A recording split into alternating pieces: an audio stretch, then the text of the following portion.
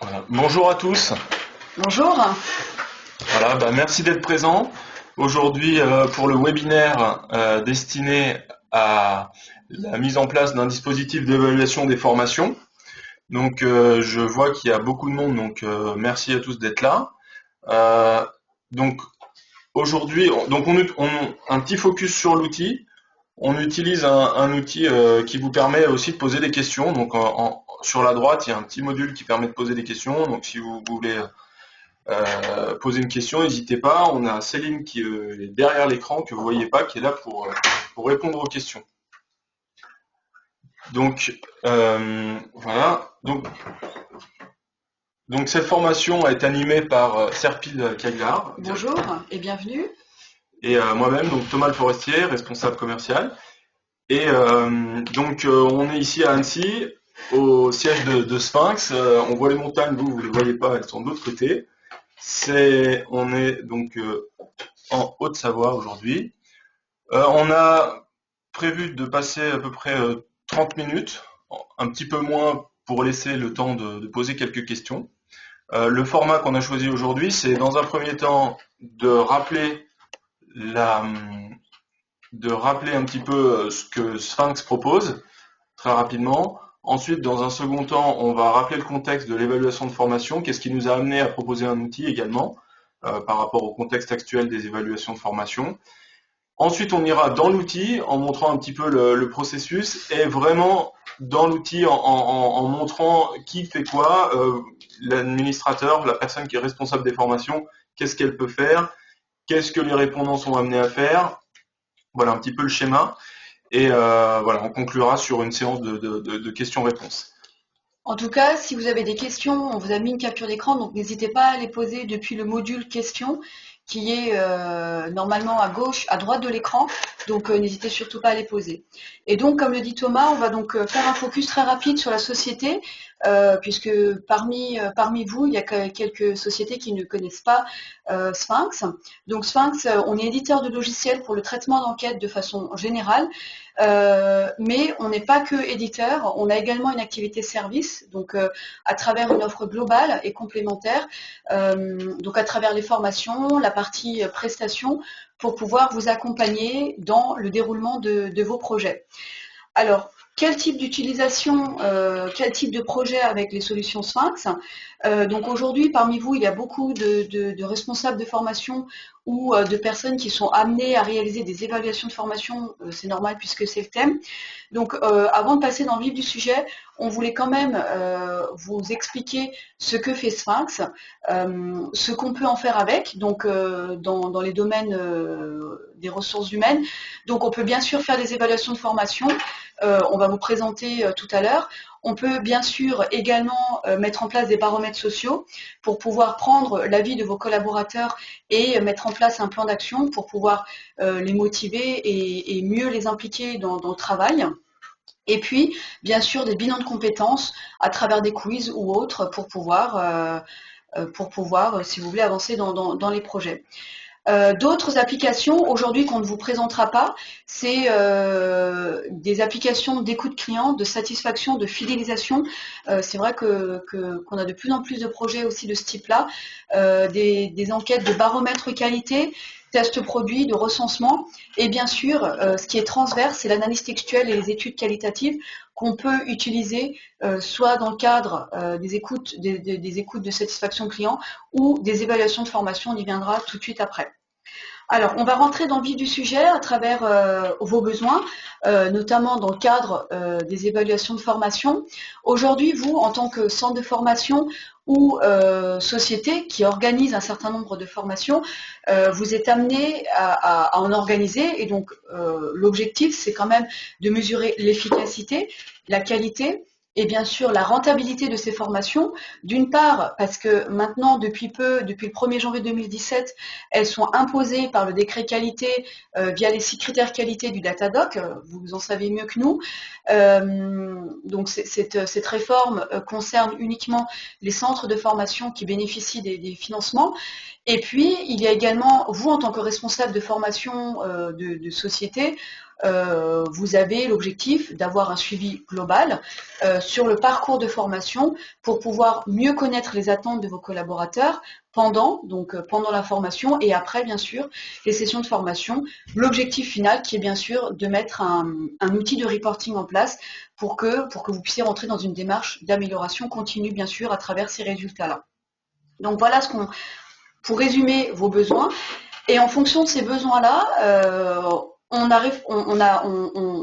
des solutions. On a des solutions sur mesure, mais on a également une plateforme d'évaluation de formation qu'on va vous présenter justement aujourd'hui au webinaire, qui répond aux premiers besoins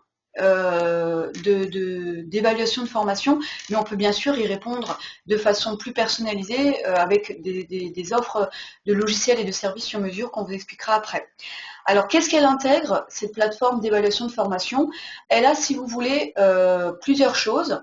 Elle intègre des modules de questionnaires et de reporting qui sont intégrés pour que vous, en tant que responsable formation, vous puissiez utiliser et bénéficier de ces modèles qui sont prêts à l'emploi.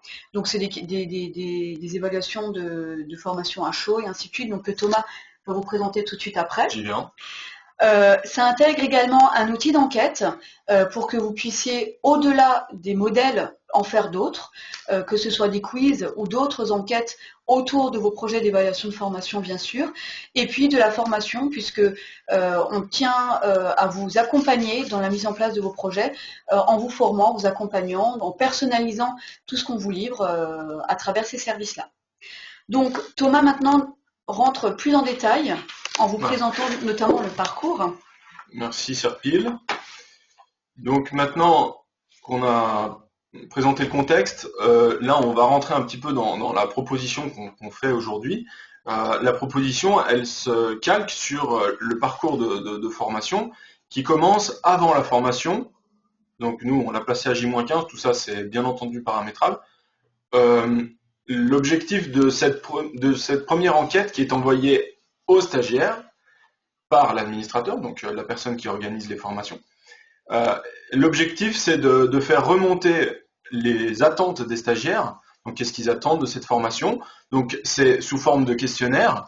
Le questionnaire, nous, on a prévu déjà un modèle qui peut changer, mais un modèle qui est inclus dans l'outil, qui comprend 3 questions avec des questions ouvertes et des questions fermées. C'est un questionnaire qui est accessible sur le smartphone des stagiaires, sur leur boîte mail, sur papier. En tout cas, l'objectif, c'est qu'ils s'expriment avant la formation sur un support qui est simple et pour l'administrateur, que ce soit simple à diffuser. Donc, on va après vous présenter l'outil, comment on diffuse, etc. Mais là, c'est pour comprendre un petit peu comment ça va fonctionner en prenant un petit peu de recul. Donc, une fois que les stagiaires se sont exprimés, la formation a lieu. Donc, même, j'ai oublié de le dire, mais les réponses au niveau des attentes des stagiaires peut être diffusable facilement auprès du formateur pour qu'il sache quelles sont les attentes, puis s'adapter au profil des stagiaires. Donc la formation a lieu. Après cette formation, on a une première évaluation qui est faite par les stagiaires. Les stagiaires reçoivent à nouveau un questionnaire, donc par mail, téléphone, papier, suivant les contraintes. C'est un questionnaire qui est plus long, nous, tel qu'on le propose, on propose de mesurer 4 dimensions. Donc les 4 dimensions, c'est une dimension, c'est composé de plusieurs items, donc plusieurs questions qui permettent de mesurer une dimension. Donc il y a le contenu de la formation, l'organisation, l'intervenant et le groupe. Donc toutes ces questions sont posées sous forme de questionnaire. Donc là, on a un exemple de questionnaire web. Donc là, je l'ouvre. S'il veut bien s'ouvrir, là, il s'ouvre doucement. Voilà, le temps que ça se connecte. Donc ce questionnaire web, il est responsive design, donc il s'adaptera bien à l'écran. Il ne s'ouvre pas. Voilà, c'est bon. Donc là, vous verrez, donc c'est un questionnaire qui est proposé tel quel. Vous pourrez insérer votre logo, changer la charte graphique. Donc tout ça, c'est personnalisable. Donc les personnes s'expriment sur une satisfaction globale au départ avec une question ouverte. Ensuite, on a une satisfaction partielle. Donc là, on est sur la dimension du contenu de la formation avec des possibilités de cliquer. On est ensuite sur l'intervenant. Donc les items, ce sont les lignes, les questions qui sont posées, avec la possibilité de répondre. Je complète juste, effectivement, là on a fait le choix d'aligner les items ligne par ligne, puisque l'objectif c'est aussi d'impliquer fortement le répondant, le stagiaire, et d'avoir des tours de retour qui sont satisfaisants. Donc les afficher ligne par ligne, c'est un moyen, mais il y a bien sûr d'autres leviers qu'on pourra vous présenter par la suite aussi, ou à travers un autre webinaire. Hein. Merci pour cette précision. Ensuite, donc là, on est sur l'autre dimension. Donc là, on n'a pas affiché, mais comme disait Serpil, on pourrait afficher ligne par ligne. Ce sont des options. Ensuite, le groupe, dans un dernier item. Ce contenu, vous pourrez le récupérer, donc vous pourrez voir un petit peu le détail des questions plus tard. On ne va pas se focaliser sur chacune des questions. En tout cas, il faut bien retenir une chose, c'est qu'on essaie avec ces questions de couvrir tous les aspects de la formation pour pouvoir après connaître les leviers de la satisfaction et pointer ce qui va pas. Une question sur les objectifs avec une mise en forme qui est un petit peu différente, avec des post-it, donc on peut changer un petit peu le look des questions. Et une dernière question sur la recommandation. Donc ça, pour ceux qui connaissent, c'est une question qui permet de calculer le NPS, Net Promoter Score.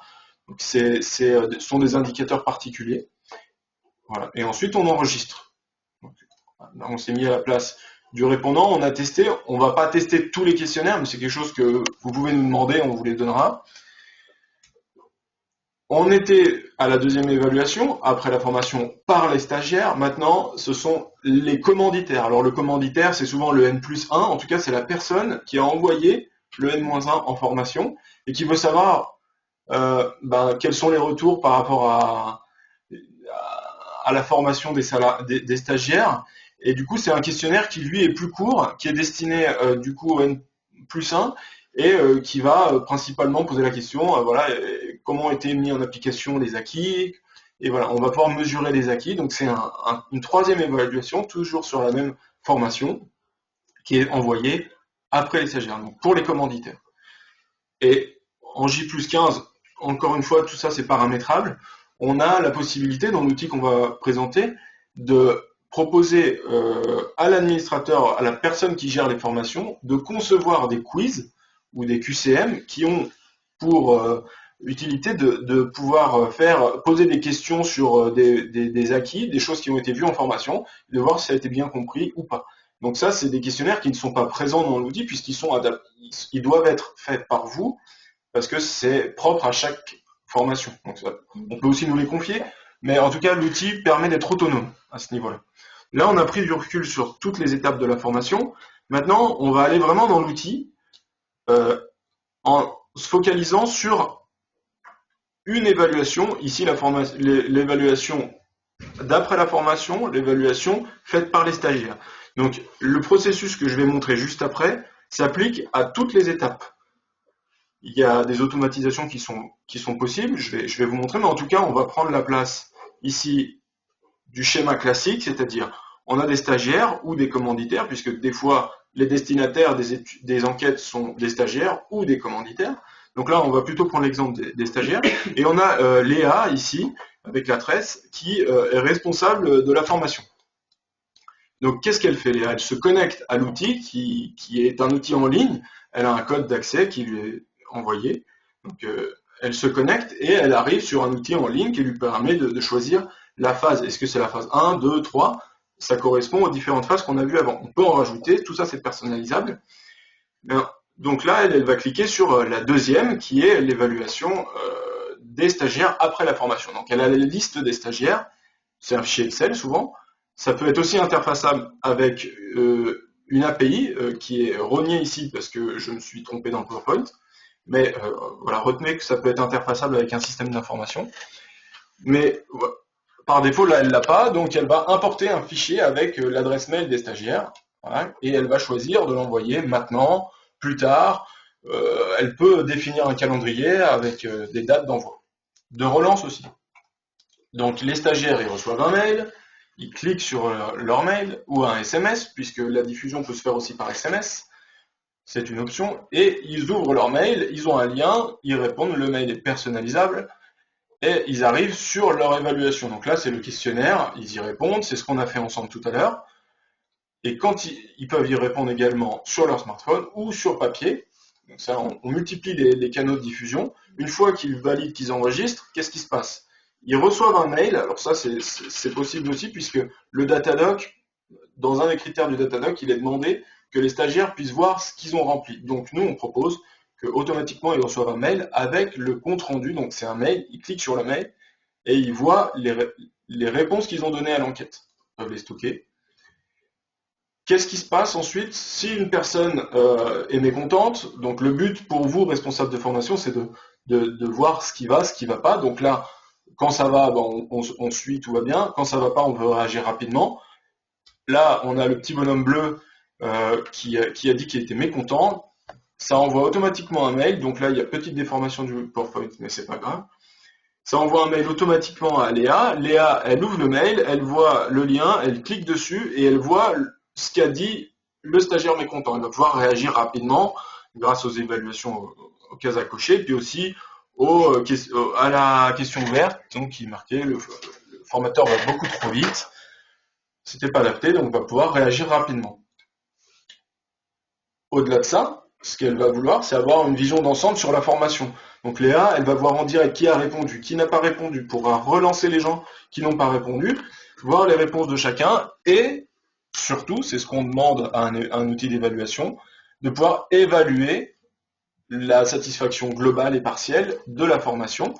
Et là, c'est un outil, le même outil, en ligne, on se connecte et on a accès aux analyses. Et là, c'est Serpil qui va nous décrire toute la puissance de Sphinx au niveau des analyses. Merci Thomas. Donc j'en profite pour vous dire également que si vous avez des questions, n'hésitez pas à les poser.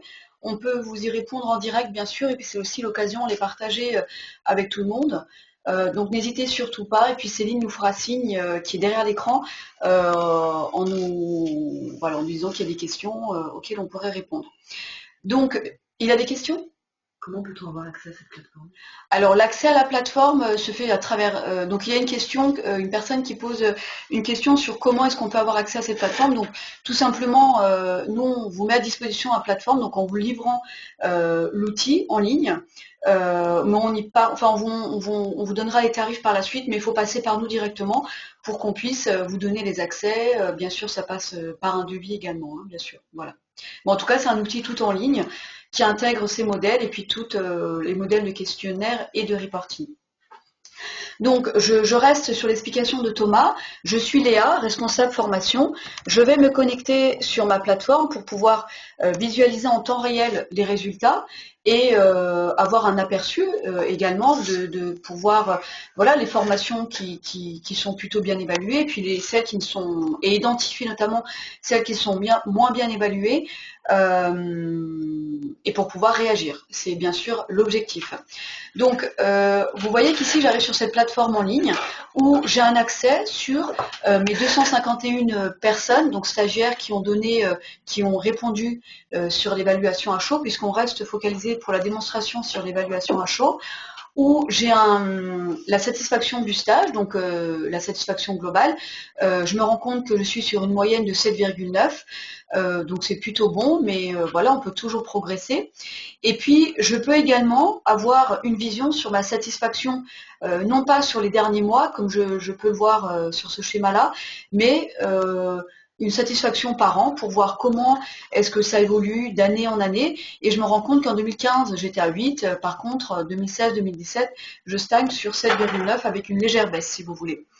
Donc c'est bien, ça me donne une première idée de la satisfaction globale, mais on peut en savoir un peu plus sur l'analyse de la satisfaction partielle. Donc c'est les 4 dimensions dont parlait Thomas tout à l'heure, et on a l'évaluation globale sur ces 4 dimensions.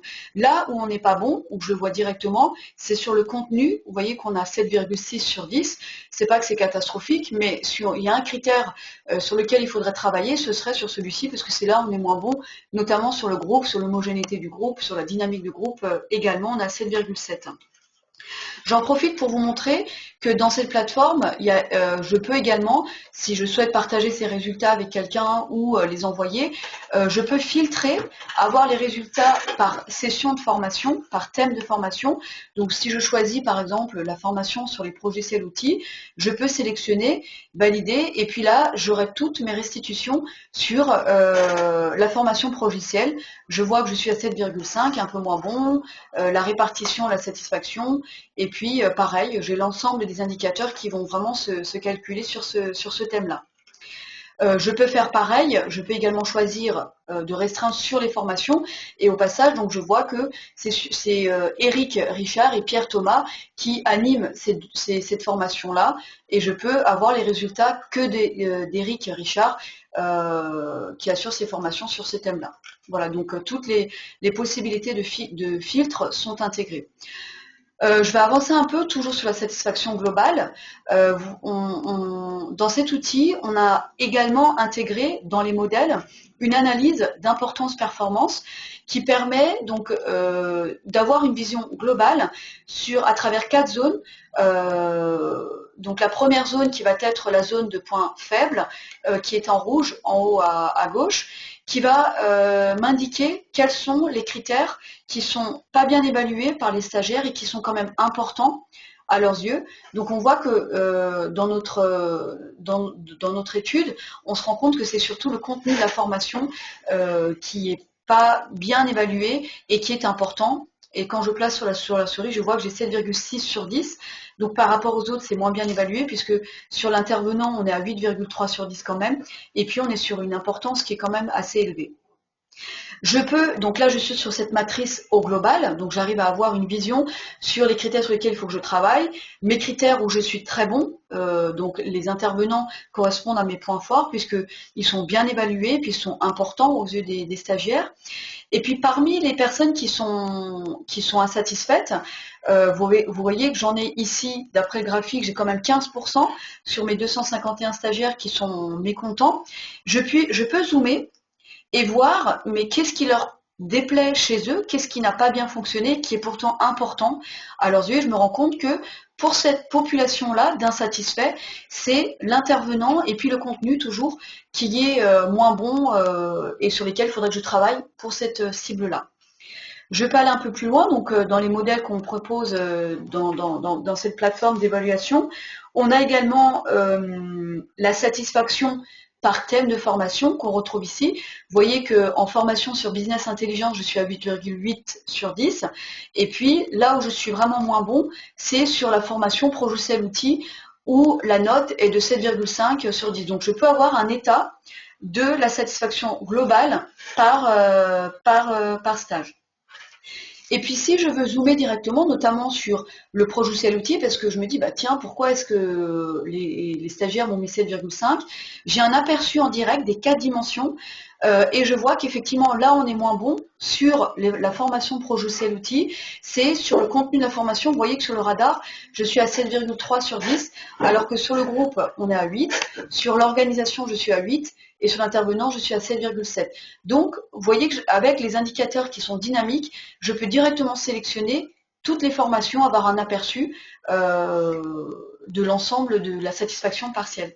Pareil pour les formateurs qui ont été classés où je retrouve mon top 10 des formateurs. Annie Simon qui fait partie des meilleures formatrices. Et puis, pareil, Nicole Leroy qui fait partie des moins bons, qui a une évaluation globale de 7,3. Et en cliquant sur cet individu, sur ce formateur-là, je peux directement voir là où est-ce qu'il a encore du progrès à faire, c'est effectivement sur le contenu, où les contenus sont peut-être pas adaptés, ne sont peut-être pas bons. En tout cas, il faut faire un point sur le contenu de la formation, ça passe peut-être par les programmes, mais il a 4,8 sur ses formations à lui. Donc voilà les marges de progrès et là où on peut s'améliorer. Je peux également retrouver tout ce que je viens de vous dire dans un tableau de synthèse qu'on appelle tableau KeyView, qui est également intégré dans la plateforme d'évaluation de formation qu'on met à disposition de nos clients, où je retrouve un tableau de synthèse. Je vois directement donc Lucas Silvea, qui est très bon sur sa capacité d'animation, très bon dans la pertinence des conseils. Vous voyez qu'il fait partie, il y a le Picto Plus, et je retrouve la moyenne sur les échanges également avec les participants, où il a d'ailleurs 9,1.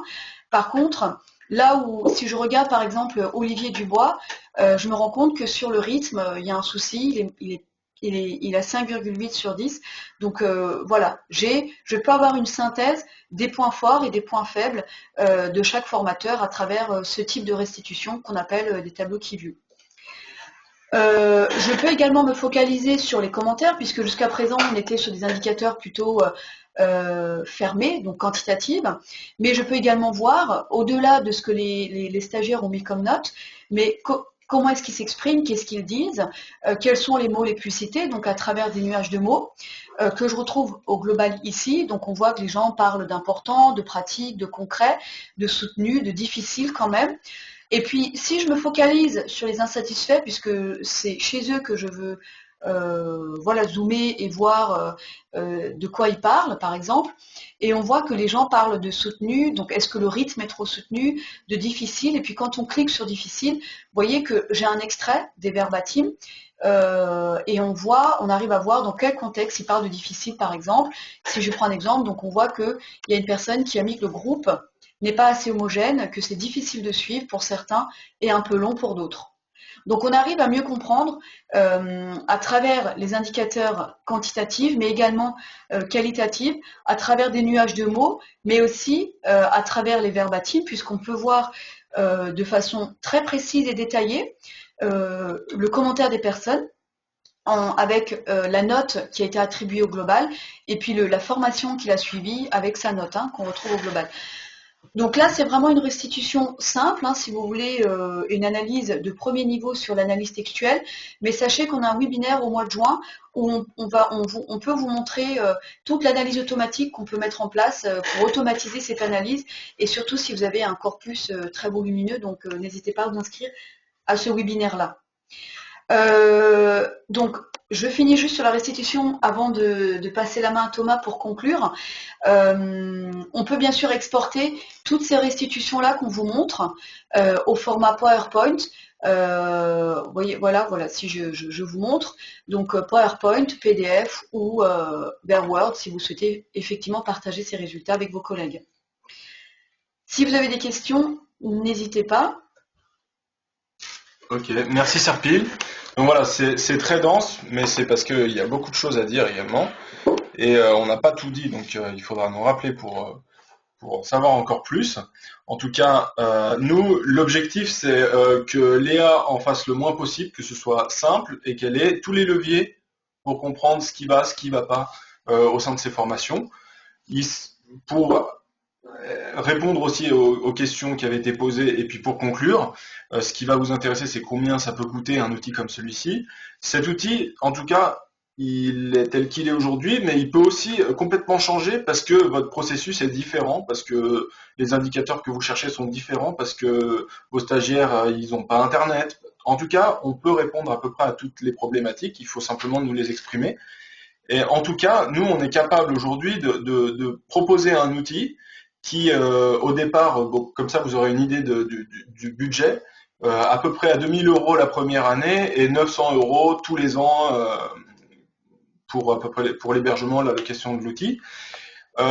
Faut comprendre que ce qui fait changer les tarifs, c'est les options qu'on choisit, la complexité du processus et le nombre de stagiaires. Mais en tout cas, pour évaluer et pour bien comprendre, il faut nous appeler et le numéro est là, mais vous aurez aussi chacun les responsables commerciaux qui vont vous prendre contact avec vous. En tout cas, vous pourrez les solliciter. Et donc, faut pas hésiter à expliquer votre problématique. Ensuite, donc on en a à peu près terminé pour cette plateforme, cette présentation de la plateforme d'évaluation des formations, pardon. J'espère que c'était clair. Maintenant, si vous voulez en savoir plus sur ça et sur d'autres thématiques, Vous pouvez nous retrouver au Printemps des études. C'est un salon pour ceux qui ne sont pas invités. On peut les inviter, hein, on a des invitations pour vous. C'est un salon qui a lieu à Paris. C'est le Printemps des études, c'est tous les ans. On aura un stand. C'est le stand 27, ouais, 27, ouais. Et donc on sera avec plaisir qu'on vous montrera les outils, qu'on ira plus en profondeur dans les démos.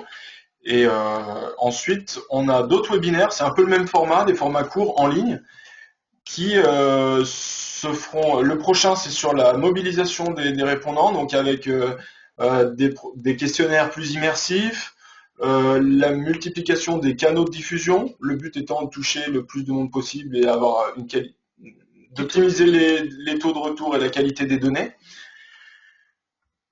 Le webinaire suivant, ce sera sur l'analyse textuelle. Comme on disait tout à l'heure, on a vraiment aperçu ce qu'on pouvait faire sur le traitement des commentaires, mais on a vraiment une longueur d'avance sur tout ce qui est traitement automatique des données. Donc n'hésitez pas à nous solliciter, puisqu'on a vraiment un vrai savoir-faire. Le webinaire se termine. Pour ceux qui voulaient donner à leurs collègues le contenu de ce webinaire, on va l'enregistrer. Enfin, là, on est en train de s'enregistrer. On va le mettre sur une chaîne et on va vous envoyer le replay. Donc, si vous voulez le communiquer à vos collègues qui ne sont pas là ou vos collègues qui s'occupent de la formation, si c'est pas vous, faites-leur suivre avec plaisir. Et puis, si vous voulez nous recontacter, oui, n'hésitez pas. On peut peut-être prendre encore quelques questions. Céline, si tu en as, on peut peut-être y répondre aussi en direct. Sur le taux de réponse. Sur le taux de réponse moyen, alors c'est assez difficile si vous voulez s'exprimer sur les taux de retour, parce que ça dépend beaucoup du contexte. Si vous êtes un centre de formation ou une société qui organise des formations, les taux de retour ne seront pas pareils. Par contre, sachez qu'on met à disposition justement tous les canaux, que ce soit papier, web, SMS, qu'on n'hésite pas à les combiner justement pour pouvoir augmenter ces taux de retour de façon générale. Hein. D'autres questions ? Est-ce qu'on peut tester la plateforme?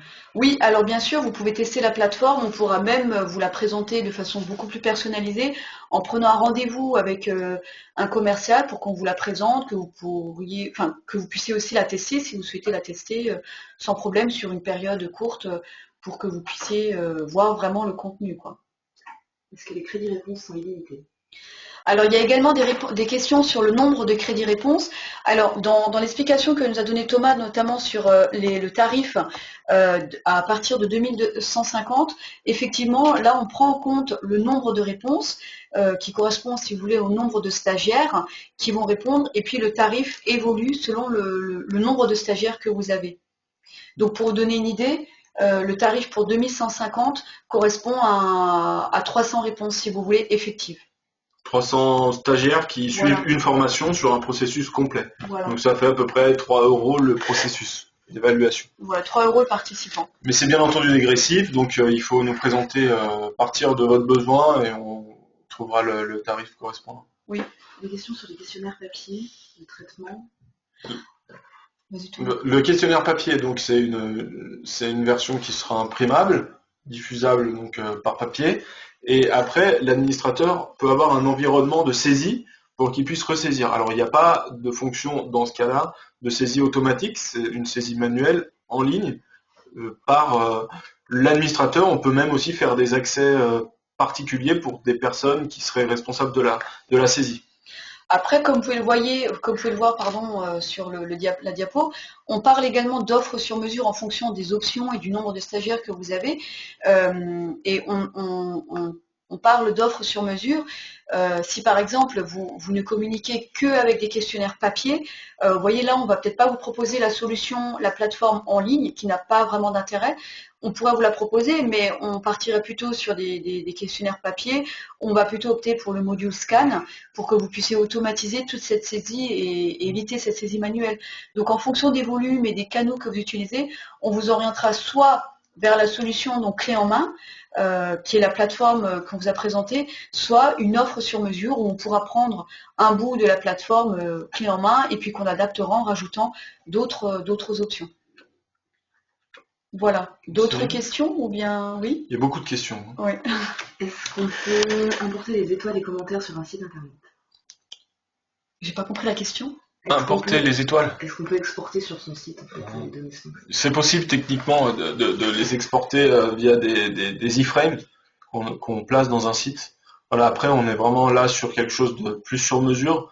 Ça veut pas dire cher, mais c'est particulier, c'est pas prévu dans le processus qu'on a présenté là, mais c'est techniquement possible.